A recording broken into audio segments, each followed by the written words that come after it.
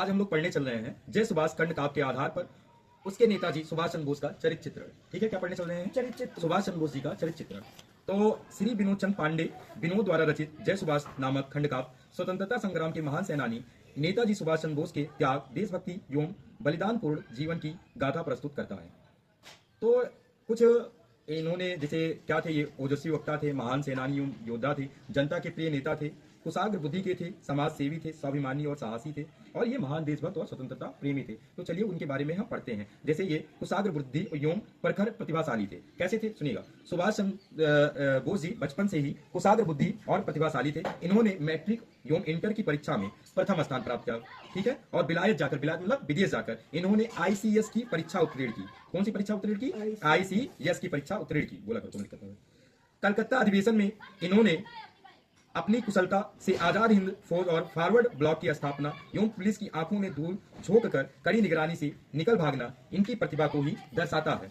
फिर ये समाज सेवी थे। मोहित जी ये क्या थे? समाज सेवी थे, अनुपम त्यागी एवं कष्ट सहिष्णु थे। जैसे महान सुभाष चंद्र बोस जी मानव मात्र के सेवक थे। उन्होंने बंगाल में बाढ़ आने पर बाढ़ पीड़ितों की क्या की थी? मदद की थी। ठीक है, और जाजपुर में महामारी के फैलने पर उन्होंने रोगियों की क्या की? सेवा की। देश की स्वतंत्रता के लिए आह्वान होने पर इन्होंने अपने जो इन्होंने अपना ICS जो होता है बेटा, बहुत बड़ा रैंक होता है, इन्होंने उसको छोड़कर अपने देश के हित के लिए अपने लोगों के साथ अंग्रेजों से युद्ध किया।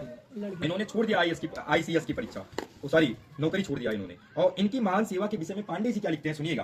कहते हैं, दुखी जनों का कष्ट कभी वह नहीं देख सकते थे और दोस्तों की सेवा करने में वह न कभी थकते थे। क्या पांडे जी ने बहुत अच्छी लाइन लिखी है। क्या लिखा है? कहते हैं, दुखी जनों का कष्ट कभी वह नहीं देख सकते थे और दोस्तों की सेवा करने में वह न कभी थकते थे। क्या बढ़िया लाइन है। ठीक है, उसके बाद बात करते हैं स्वाभिमानी, साहसी और निर्भीक की। तो हमें कुशाग्र बुद्धि और समाज सेवी से तो पता ही चल गया होगा कि कितने स्वाभिमानी थे। नेताजी इतने स्वाभिमानी थे कि एक बार इनके क्लास में बैठे थे और इनके प्रोफेसर थे, उनका नाम था बेटा आर्टेन प्रोफेसर का नाम था। उन्होंने भारत के खिलाफ कुछ चीजें बोली, हिंदुस्तान के खिलाफ ऐसी चीजें बोली जो नहीं बोलनी चाहिए थी। और नेताजी हमारे स्वाभिमानी थे, उनको बुरा लगा और उन्होंने प्रोफेसर का ऐसे कालर पकड़ा, उनको झुकाया और एक थप्पड़ खींच के मारा और वो वहां से चले आए।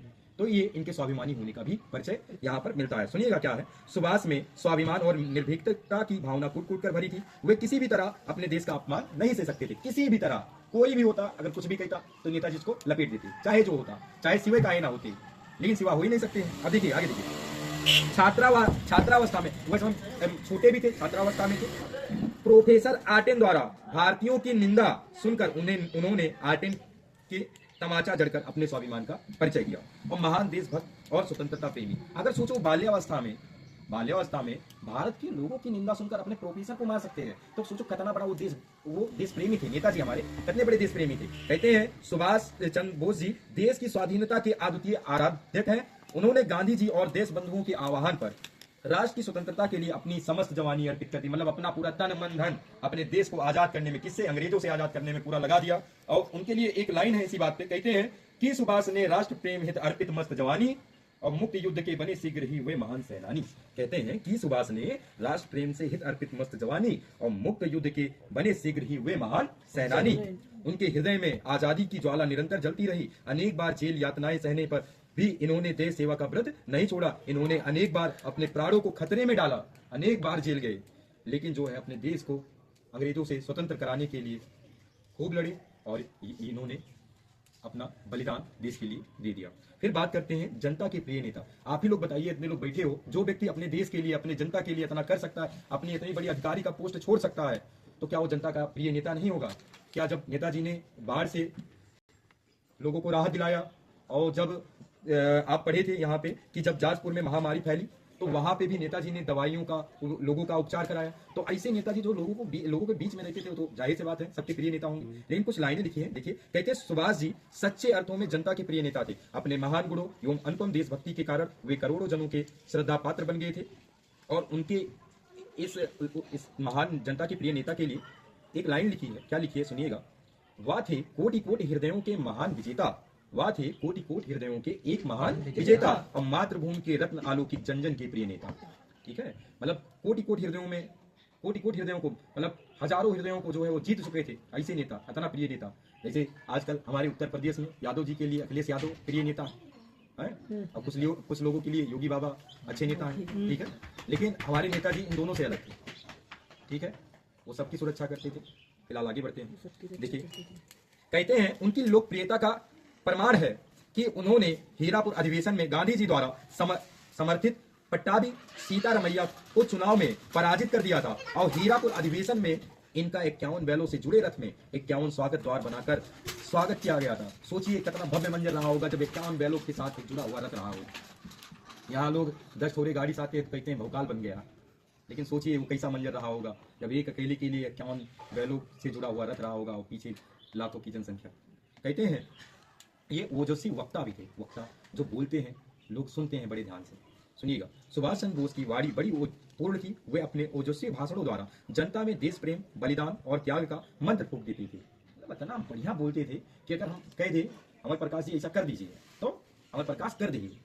तो एक नेताजी थे, कहते थे जाओ इसको कर दो, तो पब्लिक क्या करती थी, कर देती। हाँ, अगर कह दे कि जाओ उनका निपटा दो तो निपटा देते थे। सुनिएगा, सुभाष चंद्र बोस की वाणी बड़ी ओजपूर्ण थी। वे अपने ओजस्वी भाषणों द्वारा जनता में देश प्रेम, बलिदान और त्याग का मंत्र फूंक देते थे और उन्होंने एक नारा दिया, तुम मुझे खून दो मैं तुम्हें आजादी दूंगा की पुकार पर सहस्त्र देशभक्त उनकी सेना में तन मन धन से समर्पित हो गए।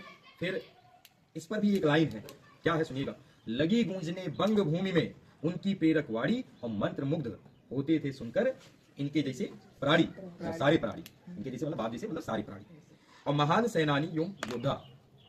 अरे नींद आ जाती है, कोई बात नहीं, कहानी नहीं सुन रहे हो, एक महान व्यक्ति का परिचय सुन रहे हो तो सुनो, सो मत गोविंद। सुनिए, महान सेनानी योद्धा सुभाष महान सेनानी और अद्भुत योद्धा थे।